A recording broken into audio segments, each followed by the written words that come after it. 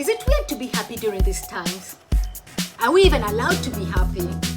Well, how did a 28-year-old me survive in a world made for people with all 5 senses? If you want to know, well, why don't you stick around?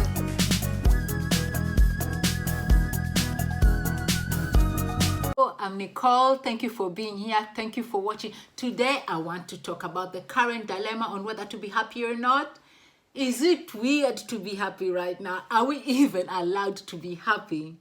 That is the question. We know what is happening around us, don't we? You know, the violence, the injustice, the racism, the anger, the discomfort, the uncertainty. Oh, do I even need to? You get my point. I don't even need to name them all. We are all seeing what is happening right now. It is your right to be happy, right? We all have agreed to that. And we've all agreed to invest in ourselves.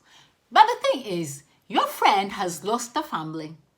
The other one got an eviction notice. You're in a dilemma. You don't know what to do. Back in 2007, right?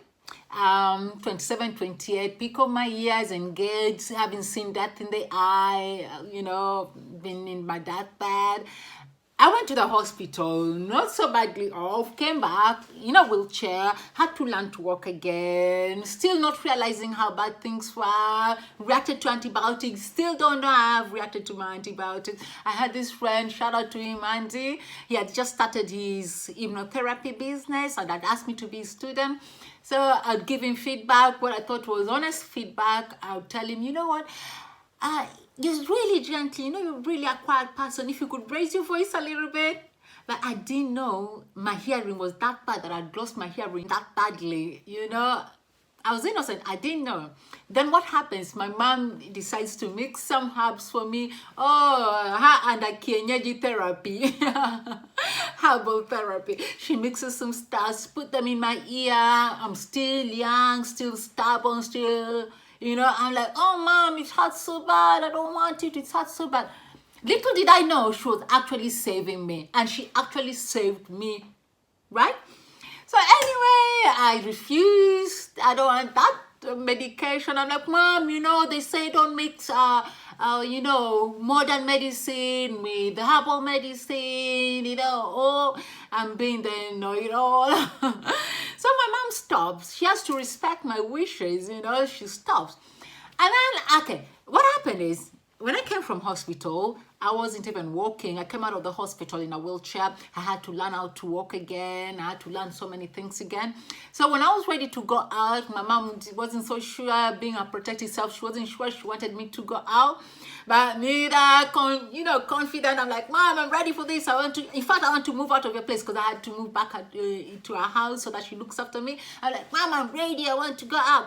So there I am, feeling ready and energetic. I leave her house. For the first time, I was going to visit my sister that day. She had a baby. He was about maybe 3 months old, something of that sort. So there I am crossing the road. No idea how bad my hearing is. I cross the road. I get to the other side of the road and I look back and I'm seeing somebody like screaming and shouting, cursing. The person was cursing his head off. Okay. What just happened? What happened? Then, you know what? I think, okay, oh my goodness me. He was trying to alert me the whole time. He was coming really fast, trying to alert me in his bicycle, riding so fast. And I had no idea. I wasn't aware at all. I have not adjusted to my new life. I'm not aware of my new life. I'm not aware of my future. I still don't know how to deal with it. So I look at him and, my first instinct is like, I laugh. I'm like, okay, this is funny. You mean that guy the whole time was trying to, alert you and you never had, you still have no idea right now what is happening. I laughed. Go home to my sisters and, I told her the whole story.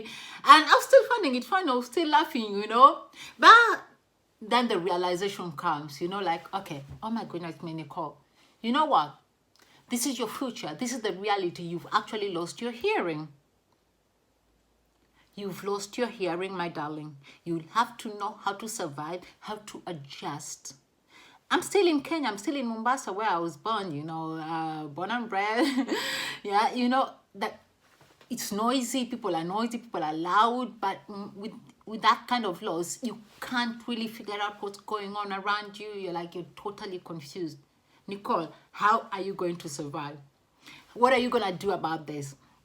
Are you going to be beaten, or are you going to ride?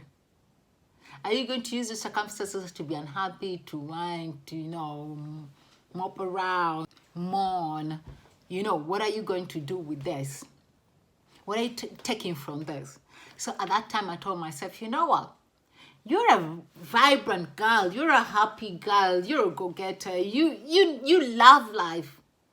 Are you going to get down and take the beat? I decided, no, I'm not going to take it lying down. So I decided to ride. And that's why I'm riding today.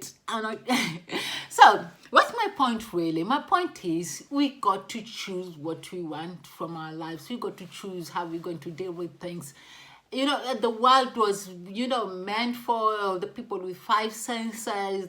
They really never considered people who are special, too tall, too short, disabled.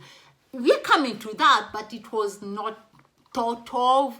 So if you're born with it, I'm not going to say it's easier for you, but you kind of just adjusting to it. You just learn how to adjust into it. But you're an adult at the peak of your years, you're confused. I say that, you know what, if somebody goes to the army and is a soldier and is given a post, is posted somewhere very dangerous, they go there knowing that they can either go there and come back alive, but not the same, whether it's emotionally or physically, or they can go there and never come back again. They know. They have that choice. They know what they're getting themselves into. But you, a young girl, a young person, you not imagined your life taking such a turn. You were not prepared. Nothing prepares you for that. Nothing prepares you for such. But what are you doing with that?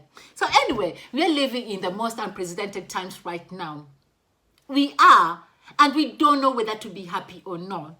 We know our friends are suffering. We know we are suffering. But are we supposed to be happy? We've learned that we have to invest in ourselves. But if we're going to invest in ourselves, it means we have to make the right choices now to secure our future. Whether we like it, whether we see the future or not, we have to make that choice. So what are we going to learn from this today? Okay? 1, you can be concerned with the current situation, with the current world. It's fine, no problem with that. But know that simultaneously, you can own your happiness. Your personal happiness is on you, right? Be active and try and help, do whatever. But remember, it's you first. We've said it before, we'll say it again. Put your gas mask on first. That's what they tell you when you enter the plane. They don't tell you, okay, you've got a 5-year-old, do it for them because they won't be able to do it. You put yours on first before you do your babies. Your baby, right? And 2, you can have bad days or weeks or months, be upset or angry about some aspects of your life, but yet still be happy and grateful for just life itself, for just being here, for just being with us. Our daily emotions can be chosen. We can question them if we want. We can choose to be reactive, cynical, or easily offended, or easily hurt. It's up to us, We can choose the opposite if we want to as well. It is a choice.